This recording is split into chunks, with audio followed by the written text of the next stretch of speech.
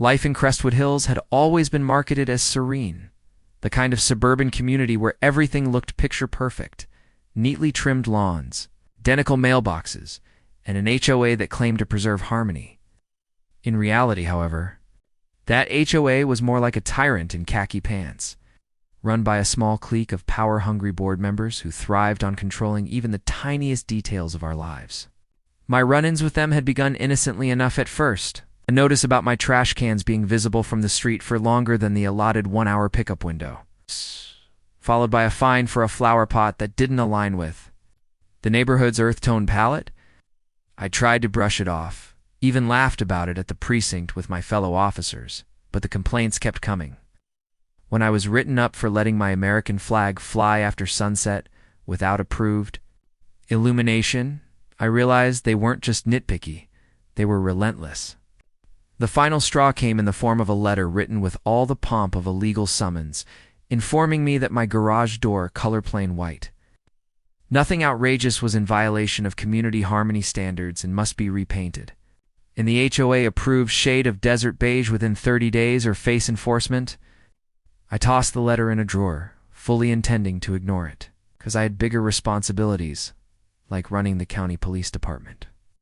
What I didn't realize was that the HOA wasn't bluffing. They were plotting something bold, outrageous, and, frankly, illegal. It was a Tuesday night when it happened. One of those quiet evenings when the neighborhood streets felt still and the only sound was the hum of sprinklers watering the already perfect lawns. I had just settled onto my porch with a cup of coffee when headlights swept dramatically across my driveway, stopping with the kind of purposeful precision that immediately set my instincts on alert. Out of the car stepped 3 men in matching uniforms. At first glance, the outfits looked official, enough dark shirts with patches stitched onto the shoulders, metallic-looking badges clipped at the chest, even radios crackling faintly at their belts. They approached with the heavy steps of men, trying to project authority, their flashlights trained on me as if I were already guilty of something. "Sir, we're here to place you under arrest for violations of community standards," one announced stiffly, his voice carrying just enough faux confidence to make the neighbors peeking from behind their curtains believe it was real. For a split second, I almost laughed at the absurdity. Arrest? For a garage door color? But as I studied their uniforms closer, the details didn't sit right. The badges were generic. The patches didn't match any department insignia, and their radios looked like cheap walkie-talkies from a hardware store. My neighbors, however, didn't notice the discrepancies. I saw Mrs. Langley across the street tug her husband toward the window, whispering like they were watching live TV. A few doors down, teenagers gathered on a porch with their phones out, recording what they clearly thought was my humiliation. The HOA had staged a spectacle, banking on the belief that I would cave under the pressure of fake authority and public embarrassment.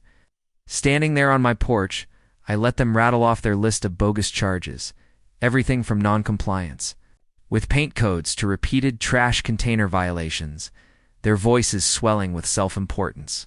Inside, though, I could feel my patience unraveling, not out of fear, but out of sheer disbelief that they had dared to pull something this reckless. They didn't know it yet, but the game they thought they were playing was about to end. Because I wasn't just another resident.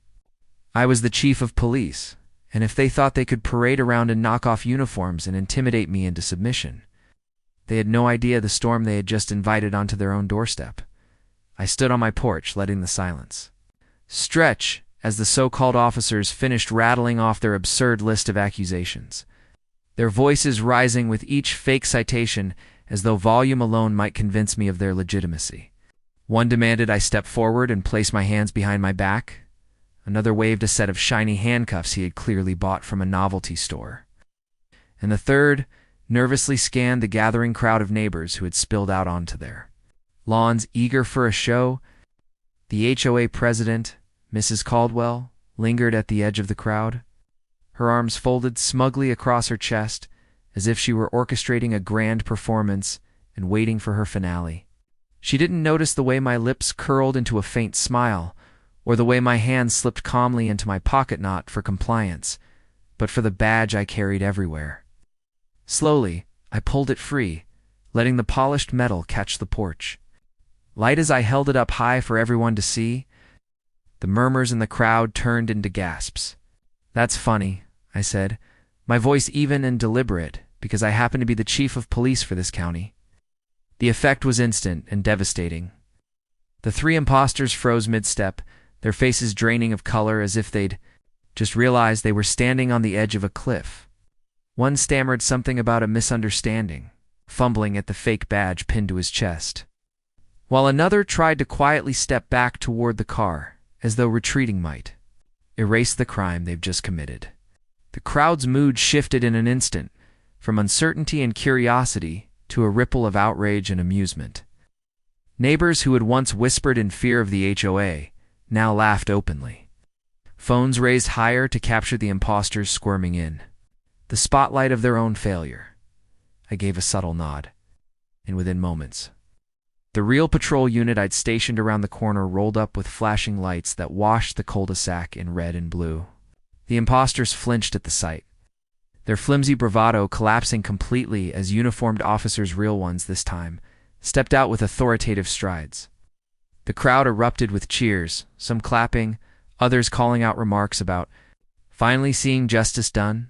Mrs. Caldwell's smug grin evaporated, replaced by a look of pure horror as the officers moved in to cuff the men she'd hired. She tried to protest, her voice shrill as she shouted about how this was just a creative enforcement tactic authorized by the HOA bylaws. But her words only drew laughter from the crowd. Impersonating a police officer is a felony. I reminded her coolly, loud enough for every neighbor to hear, and orchestrating it makes you complicit. Her face went pale, and for the first time since she had assumed her throne on the HOA board, she looked small, cornered, and utterly powerless. The imposters were led away in handcuffs, their radios silent, their cheap uniforms a pitiful reminder of the lengths to which the HOA had stooped.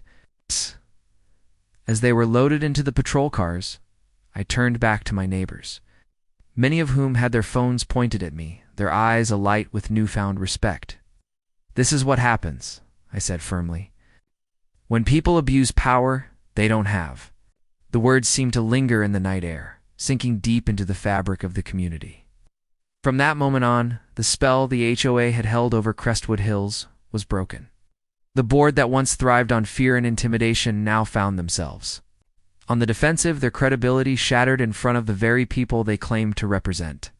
As for me, I didn't have to send another letter, attend another hearing, or fight another fine my. Porch light glowed freely, my garage door remained white, and not a soul in the HOA dared to challenge me again. The night they sent fake officers to arrest me, they ended up exposing themselves, and everyone in Crestwood Hills knew it. The chief of police wasn't just another neighbor. They had picked a fight with the law itself, and the law had won.